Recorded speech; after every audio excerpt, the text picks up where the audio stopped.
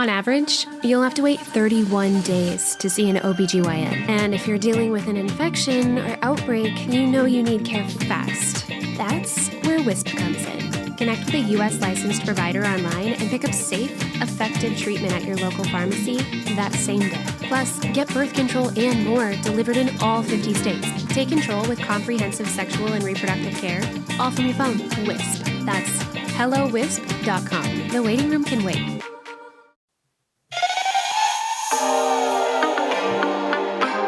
Welcome one, welcome all. It's the season finale of one RulaskaThoughts. And I want the record, I don't know if it was on this show, but Robert bitched about the name. And then I suggested a name change. He wanted to keep RulaskaThoughts right here. Was I bitching? Or was I just the bitch who was talking?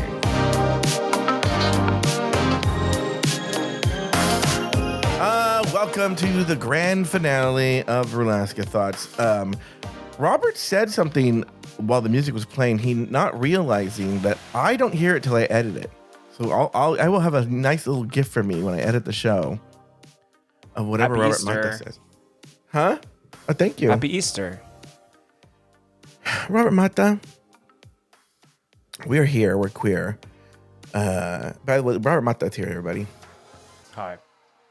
You said casually, and I know you wanted me to ask, that you were on an island this weekend. Oh, not literally. Oh, a just figurative island? Figuratively, yeah. Oh, what? Oh, just you and Nick on your own personal island? But beyond all that foolishness, we were also caught in a loop of watching Lucille Ostero videos. Lucille Ostero. Who is Lucille Ostero? Lucille number 2. Oh, okay. I know you guys have your cabaret and God knows what else, Liza with the Z, but to me, Liza Minnelli is Lucille 2. Okay, no, Lucille 2, Lucille Ostero is iconic. But I'm going to tell you, I think it still exists. I have a whole Substack post analyzing Liza Minnelli. And I have this whole grand theory of Liza Minnelli. Okay. Oh. Yes. That when she started out when she was young, she had very little kookiness and a lot of talent. Okay. Mm-hmm. And as she got older, I shouldn't say lack of talent, her performance skills diminished, but her kookiness grew.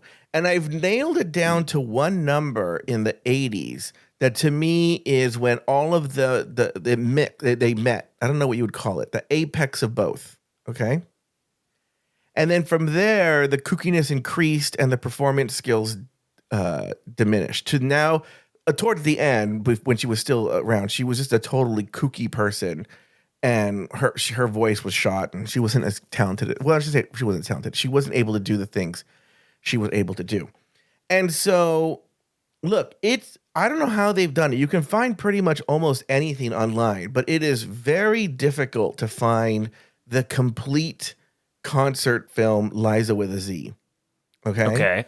And like I said in the show, John Paul found the DVD in Palm Springs. Where else would you find it? No, really. I like guess the they'd come national out treasure. We're going Yeah. to Palm Springs. And so he bought it for me for Christmas or my birthday. I don't remember which one it was. So I own it. Maybe I'll even show it to my residents today. Okay.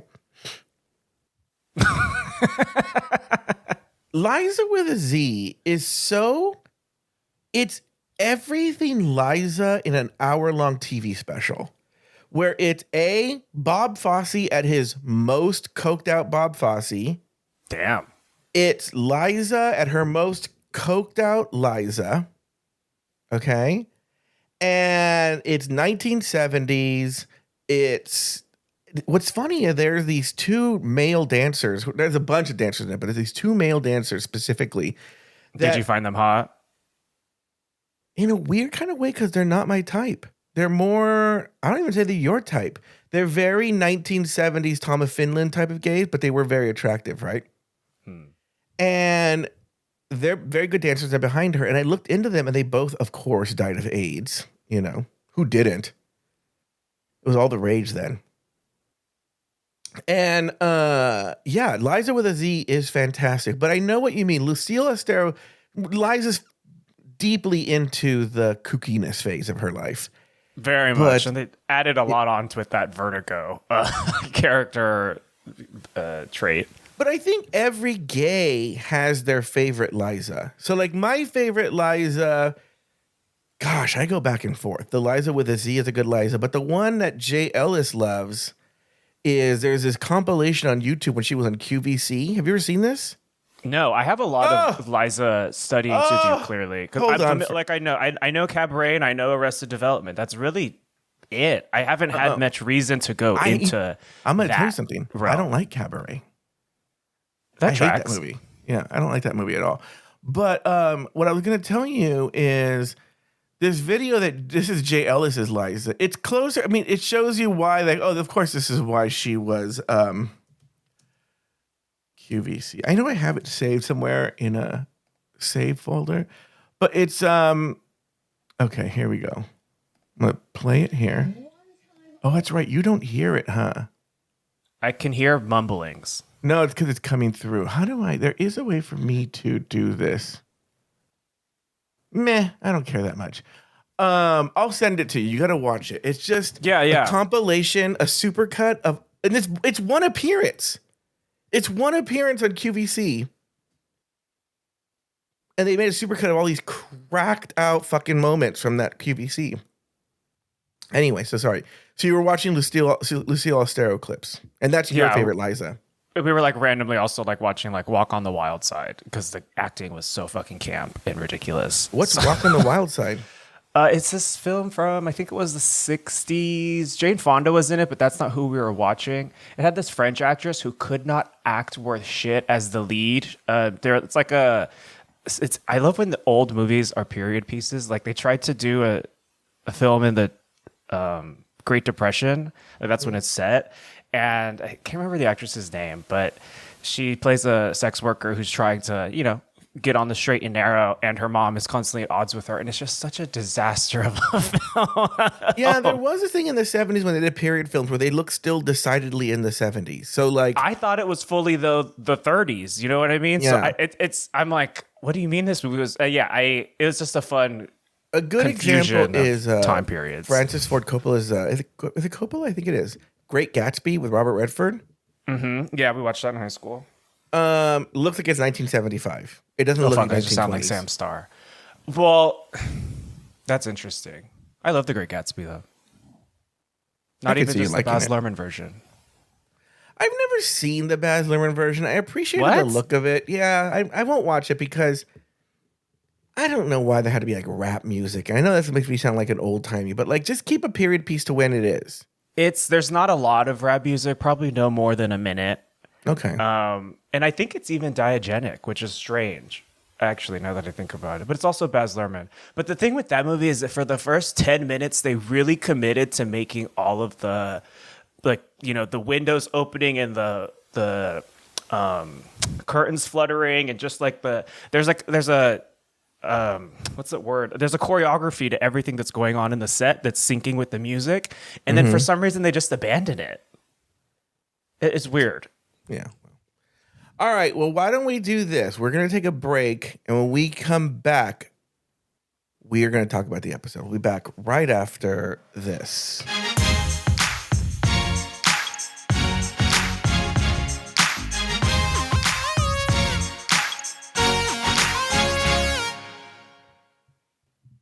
This message comes from Greenlight. Ready to start talking to your kids about financial literacy? Meet Greenlight, the debit card and money app that teaches kids and teens how to earn, save, spend wisely, and invest with your guardrails in place. With Greenlight, you can send money to kids quickly, set up chores, automate allowance, and keep an eye on your kids' spending with real-time notifications. Join millions of parents and kids building healthy financial habits together on Greenlight. Get started risk-free at greenlight.com/Spotify.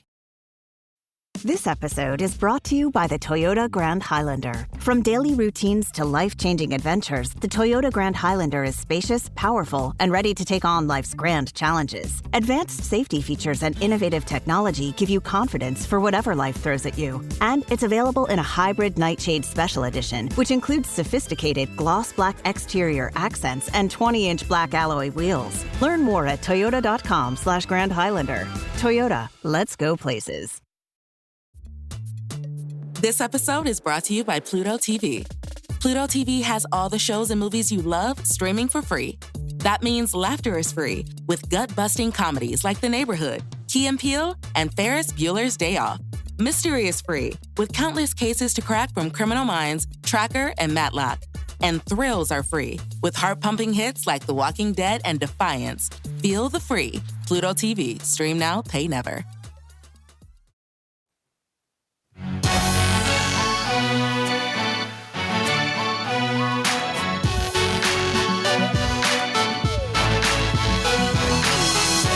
And we are back. Robert Mata, I gave my thoughts on the final episode the other day, and now I want you to give your thoughts on the grand finale. Where did you watch it, first of all? I know you like to always talk about where you watched it. In my bed. Oh. On Sunday night. Yeah. Last night. I realized, knowing that it wasn't going to be a live finale in a theater, that it did not deserve even me stomping a mile away to watch it at the bar. Mm-hmm. I knew that it was going to feel muted and hollow and empty and weird and uncomfortable. And God damn it, I was right. I even took a gummy beforehand, and during the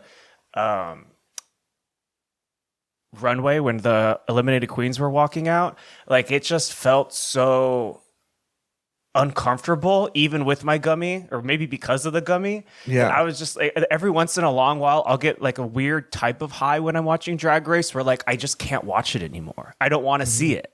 I don't want to be in that environment. I don't want to see the makeup. I don't want to hear RuPaulisms. I don't want to see them staring at me from the TV. And honestly, that's how I felt at the beginning of this finale. So I needed to hop on a phone game for 5 minutes and then restart. And I did, and then it was fine. A lot of people seem to like this finale or be like, okay. What? With it. From what I saw early on, they were like, it's fine. The numbers were good. I also live in an alternate universe. I don't know if you know that. Oh, I know. Why can't I visit? You can.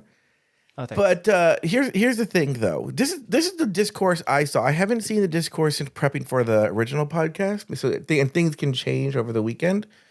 But the discourse was, oh, we like the dance numbers and we like the everything like that, and it was great to see Liza. Of course, Anya won, so the episode's boring. It should have been Jules, which I was like, everybody up until this was like, oh, it's gonna be Anya. Like, what did they expect to happen? Maybe a moment. There certainly wasn't a moment. I think the reason why right out the gate we started talking about Liza Minnelli was because that was the only remarkable thing that happened all episode. Well, also, I think people were disappointed, and I agree with this, is that, you're building up to this final lip sync, and it was actually, even though I thought Jules won, kind of a dud. Not that it was They couldn't bad. feed off of any audience energy, which I think is a big part of making a grand lip sync finale. You really do need that energy. And I also don't think I really emphasized this in the episode, but I would actually even say Anya gave us a bad lip sync. There was a lot of weird choices she made. I don't know. I wasn't a big fan of what I saw in the lip sync. It felt perfunctory. A lot of people are thirsting over these dancers. Were you thirsting over any of the dancers? No, none of them did it for me. I was saying that there was this white, Twinkie Twinkie kind of looking one. And I was like, God, I bet you there are people who think I'm thirsting over that. I'm like, there's something very odd and not attractive about him. And I couldn't put my finger on it. When you see a white gay who could be attractive, is your first thing to think about, oh my God, people are going to think I'm interested in him, and therefore I need to defend myself from people's accusations prematurely. I could be doing that. What a There could be complex some of girl. You can't just be attracted or not attracted. No, but if I find the person attractive, I'll say the person's attractive. You know? Quick jump. I'll be jumping around today. I have Sure. a couple comments, but the point being, did you clock one of Sam Starr's in her solo number? One of the lyrics of her song was, "I'm cute, but I didn't want to be a porn star yet." It's such a weird lyric. I'll be honest with you. I did not pay attention to the lyrics. I didn't think I'd be like, it's going to come off shady, but it's not meant to be shady. I just didn't pay attention. But I didn't think they would be important. I don't think they're ever important. So I just don't listen to them. I 100% agree. I wasn't following syllable for syllable, but I did hear that particular verse, if you would. And I was just like, what a thing to say on a show that is clearly has no issues, maybe publicly on MTV, but generally speaking, the drag audience has no issues being shoulder to shoulder with sex workers and porn stars and the general nightlife thing. And then Sam Starr basically said in her song, "I'm too good to be a porn star because I'm a star." It just seemed really fucked. Well, let me ask you this. Do you think she wrote these lyrics? Very unlikely, actually, now that you do mention that. But even still, she has a very "I'm better than you" perspective regardless. So it just did not combine the character personality and the song lyrics. It was too smarmy, which is a word I've used a couple times for a couple other girls this season. Isn't Sam Starr inherently smarmy? Yeah, but this episode, she all of a sudden was the hero of the small town gays in the same way that all of a sudden Jules the proudest, biggest Latina in all the world, you know? Yeah. It was basically it's time to write your college application essays. You know, and I talked about this in the show, but people had said like, "Oh, don't you think the dad seems kind of gay?" Yeah, and I had never clocked it in the makeover episode, and then I saw the finale. I was like, "Oh, he does come off as very gay." He fruity, like Chaperone's dad. Oh, is Chaperone's dad come off as gay? I think it was like a social media moment late last year where her dad went viral for one reason or another, and everyone was like, someone's tasted the rainbow. Well, remember like Jessica Simpson's dad? You could tell, and then he did actually come out. Oh, I didn't know. I don't know much about Jessica Simpson except for her name. Oh, let me see. And Now, shoes. I want to see if the Chaperone dad is attractive.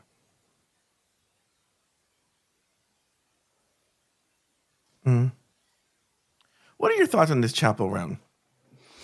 I think that she clearly has a lot of talent.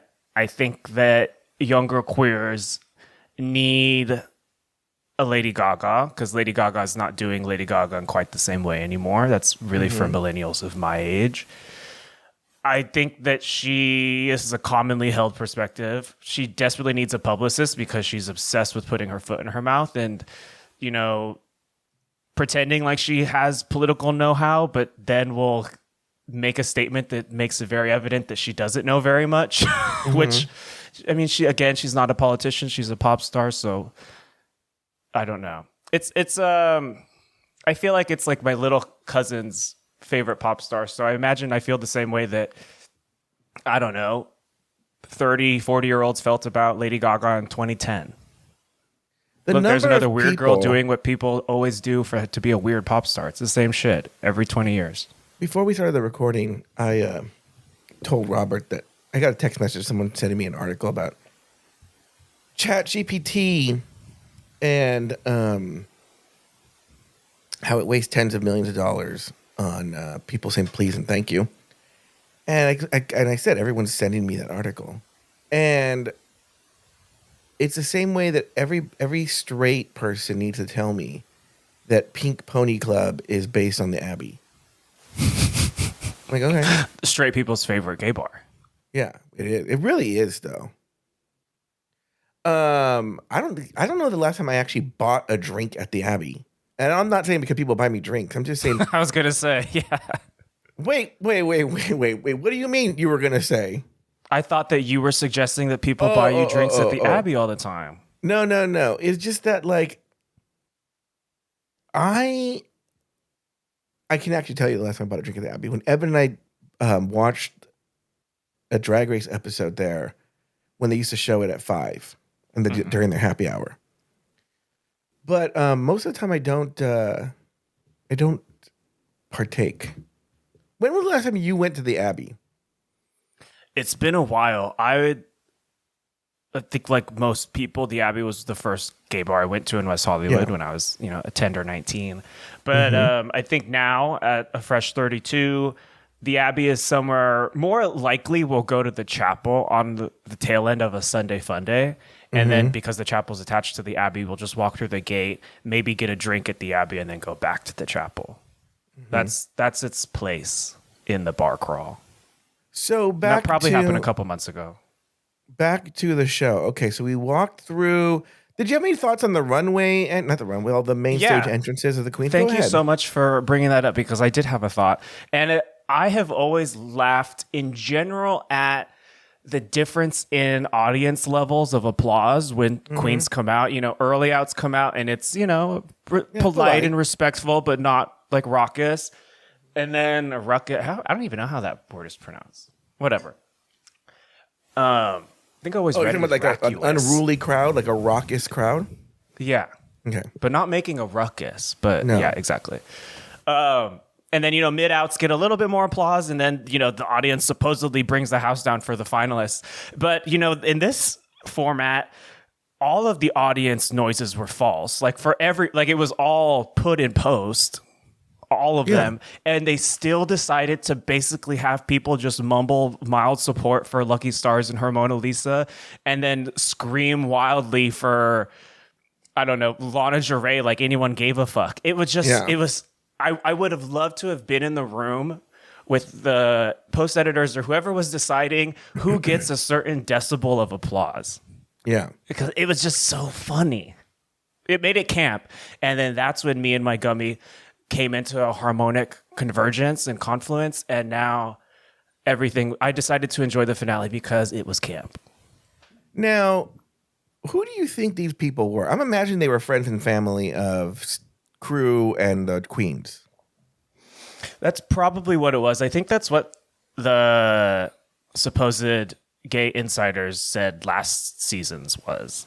So it's probably the same. Some of those gays looked familiar in the crowd, but then again, a lot of those gays also go to the same doctor. So yeah. And then RuPaul came out and did her number with those dancers. Your thoughts on RuPaul's fantastic number? Fierce boots, the house down, whatever. It reminded me of that video of yours that went not viral, but it definitely got more views than you usually do. Where why am I catching so many strays today? But it was when you were making fun of the RuPaul dance, little side shuffle, and then Christian's in the background. He's like, "Come on, teeth!" It just made me laugh.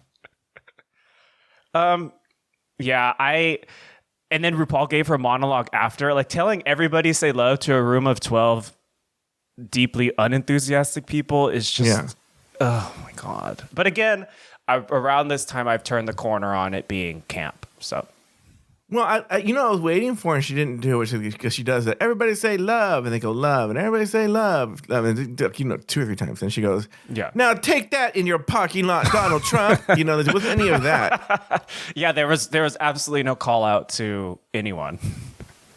No. Go put a tariff on that, Xi Jinping. Wouldn't it be funny if she got really obscure? Like, what if she got like harkened back to now take that and put some Khmer Rouge on that. And you're like, why did she pick up the Khmer Rouge? That's what I'm saying. What if she went really obscure and weird? And you're like, why? That was bizarre. Like, Khmer Rouge. I feel like she would say that last year with Nymphia, not even realizing that Cambodia and Taiwan are not the same place. Yeah. Well, she doesn't know. She's practically Parker Posey's character in White Lotus. Cambodia. Anyway. Okay. So we get through that. Then we come back and there's some fairly banal, just profiles of each drag queen.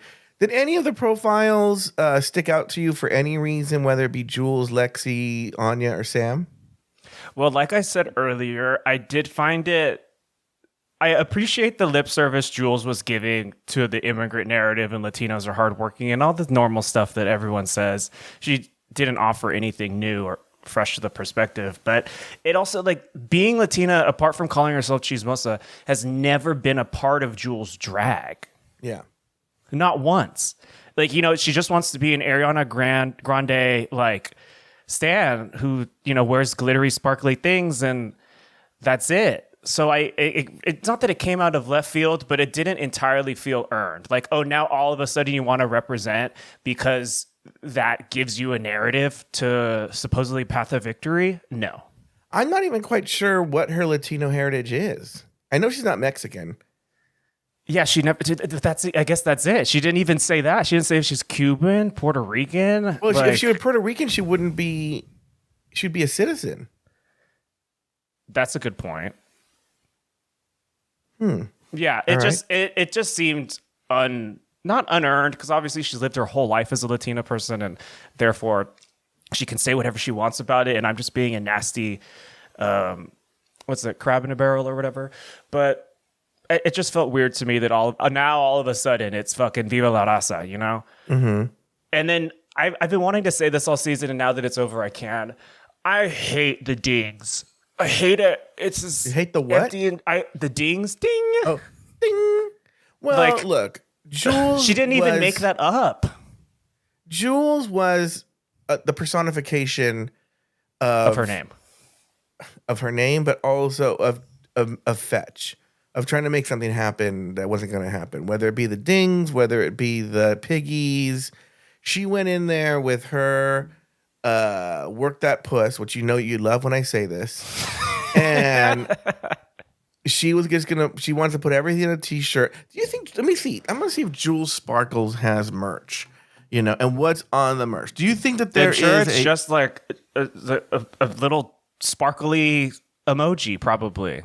She's no deeper than the gaudiness of a jewel. It's her thing, and that's fine because she's 22. But like I said, she didn't even make up ding. I think the first person who ever, made a somewhat better reference to it in the show was Jasmine Masters in season 7 when she in her introductory confessional. Mm-hmm. Let me see, Linktree here. Merch. All right, here we go. Going to her merch page. Jules Sparkles is. Let me see here. She has very limited merch, and none of it says ding or piggies. There's something that says. Oh, that's the name of the print, is who's there. Oh, nope, sorry. I got it wrong. There is a ding hoodie. Well, run, don't walk, I guess. Oh, and ding sweatpants. To match with the hoodie. Yeah. So, she just wanted to have her little merch. She wanted to have her Miss Vanjie on the thing. But Miss Vanjie not came even organically. A ding poncho? No. Not even a ding Not even Guayabera? You would think she would have some sort of underwear that said ding-a-ling or something on it. That would require one layer of abstraction of thought, which I don't think Jules is capable of. I don't mean to call her a fucking idiot over and over again, but prove me anything opposite, What about the other girls? So Lexi Love did the same thing kind of with that Jules did, where her tagline was "Everybody say Lexi Love." And I'm like, you guys can't come up with plum diddly shit. And just since I'm on that topic, Anya Nerve all season long, walking in, this was her entrance line, and it was her crowning line as well, saying it do take nerve. It does, I guess, take some nerve, because she also just swiped that straight from Paris is Burning from Junior LaBeija. No one's come up with anything original this season. Well, it's also weird to you came up with the name. Lexi Love isn't her real name. Sam Star is not his real name. Jules Spark. In other words, so it's weird to then do a pun on a name you made up as if you were born with that name. Everybody say Lexi Love. Well, you chose that name, girl. I think if I went in as Barbara Please, And I was like, My new "Barbara, favorite drag please." queen. You know, Rue would love to say your That's what I name when was- you walked on the That's runway. why I'm saying it would. I'm not saying I would win. I don't know if I mentioned this on the air or not. I was telling Robert that if a drag queen wants to extend her run on the show, you call yourself Barbara, please. I love it. I'm obsessed with that name. Rosetta Stone might have to be retired just so I can be Barbara, please.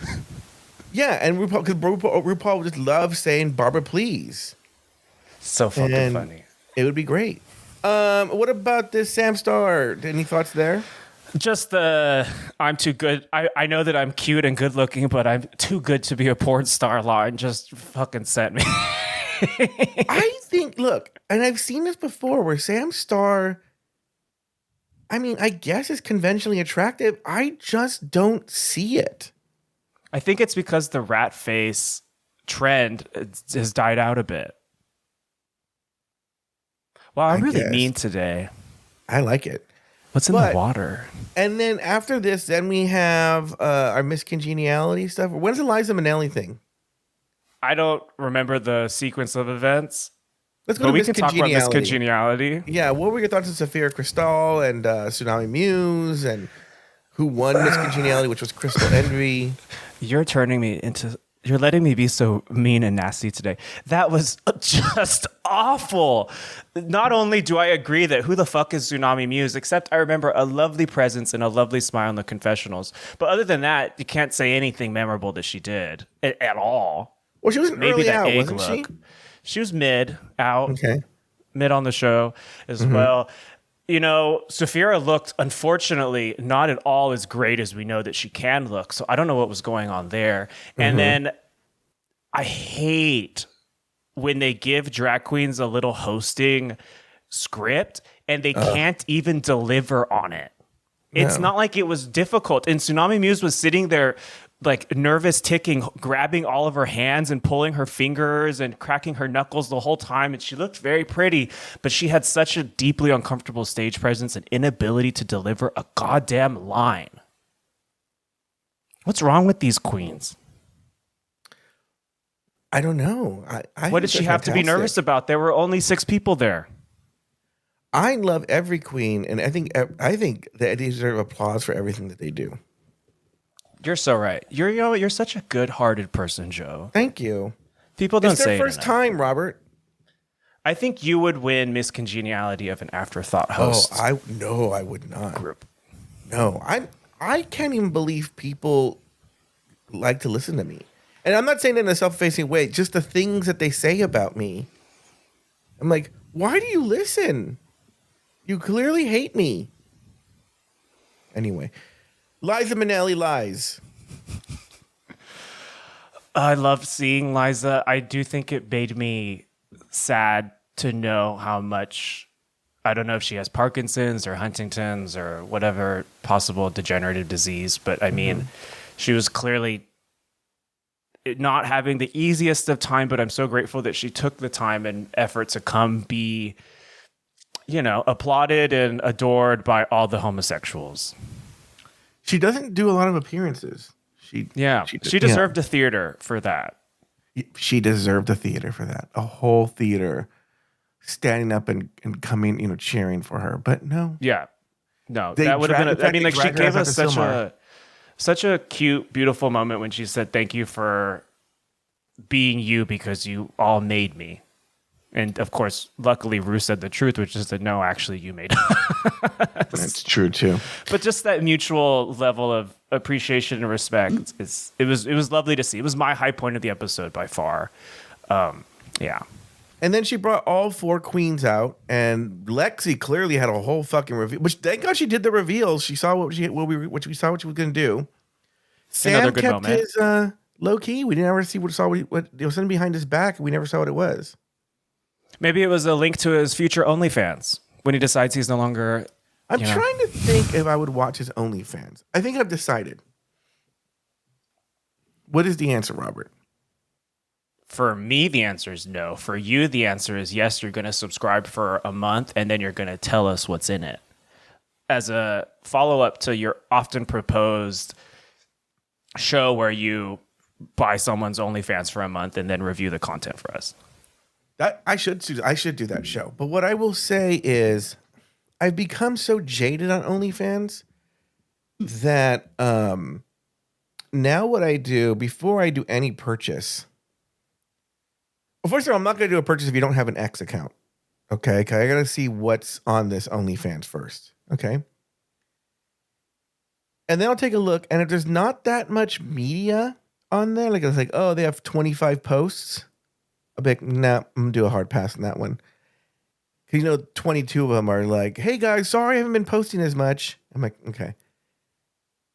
Then what I do is I try to see how many of them are videos versus photos. And then I look at the info description because you can often tell from there what kind of content is going to be on there, whether there's a lot of pay-per-view or not. And then also, I'll be honest with you, if you have the legal disclaimer on there, I'm like,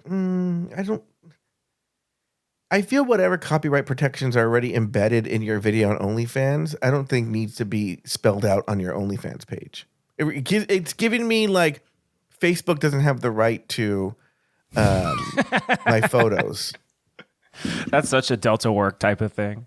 Yeah. And so I'm very, very choosy about which OnlyFans I support, if I'm being honest. Oh, a man of taste, if you would. And by the way, I still get burned. I don't know why anybody... Look, let me put it this way. I admire the business savvy. I admire the game, right, of Reno Gold. But I don't know why anyone subscribes to his OnlyFans. Thank you. Because here's why.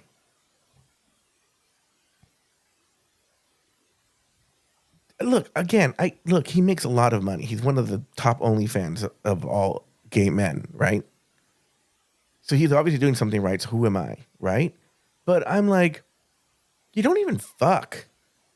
Like, it's just the most softcore pornography you could ever see in your entire life. I mean, I can't believe we're devolving into a quick porn conversation. We've been avoiding it all season, but here we are. Do you remember Cody Cummings from the old times? He didn't fuck. I'm thinking of like other big porn stars from like the time that I was like watching studio porn. I feel like a lot of them had allures and mystiques because, oh, well, this person absolutely will not bottom. Like, for instance, when Sean Cody Brandon bottomed for the first time, it was like an event. Yeah, but I didn't like it. I don't even think I watched it, actually. But I do remember it being a thing. I want the person to enjoy it. I've said for many years that Kelvin from Sean Cody is my favorite gay porn star of all time, right? And I know he's on the top of a lot of these lists, which is funny because he hasn't made a video in like 15 years or something. Maybe even longer. And someone thought that he's married now and he's straight. I'm like, that dude is not fucking straight. I'm sorry. I believe, in fact, I could go, I want to do I'm not even joking. I want to do a podcast documentary about this new queer baiting and gay for pay shit that's going on that I don't know why. What's new about that? Straight men have invaded our spaces and are just robbing pathetic old faggots for their money. So I do believe it exists. It do take nerve, right? But this Calvin, man, I don't think I've ever seen a cockhound in real life like this Calvin. I was told at some point in my teenage development, and it's always stuck up to me, that you don't have to be gay to enjoy pleasure in your G-spot, basically. I'm not going to tell you who told me that because it's a fucking insane thing and you'll flip out. But basically, you can enjoy bottoming even if you're not into the soul, spirit, and body of men. It wasn't just the bottoming. Like, there's this one he had with this Latino guy where, because, Sean Cody, they liked the image of the gay for pay. So if you wanted to kind of be wincing while you, like grimacing while someone painted your face with their cum, they were fine with that, right? But there was this Latino guy who totally came while he was being raw dogged by something else. And Calvin was like, no, I need every last drop of this cum. He's literally. Oh, cum fiend? He is like, girl, this Calvin, like, you're like, no, girl, like, this is next level. This is why he's everybody's favorite porn star. I once in all the years that we've done this podcast, I think 3 now, not this one, but in general, since I've been an afterthought, we've had the porn conversation a couple times, and you've told me about Calvin, and I, on a warm Tuesday night, have looked up this Calvin. I think there have been too many Calvins for me to know, but I don't know if I've ever found the right one. But I got to say, I haven't been impressed. I have all of before. I know these are treasured now. Oh, the porn hard drive. Yeah, Sean Cody got rid of all their old stuff. Okay, so wait, like really? you can't even. Yeah, someone bought them and they got rid of all those old videos. You can only go back so far. But before I quit Sean Cody, I downloaded all the Calvin ones, so I still have them all. And there's this one I haven't. You old queen. I know. I have to convert them from another file form, like Windows Movie Player or something like that. The WAV files. Yeah. I got to convert them from their Windows, the WMV files, and I have to use like that. What's that little orange cone app? VLC? Yeah. I have to use that to convert it. I've only converted the a girls few. know. I'm going to share a drop. I'm going to share but I haven't, I was doing it in order. So I don't have the best ones on there. I don't have the best ones on there, but I do have like 4 that I've converted. And I'll share that Dropbox folder for you. But I don't think they're the best ones. I don't think it has a Latino like cum fiend one or not. I'm not sure. So, all right, well, on that note, Robert, we're gonna be off for a few weeks.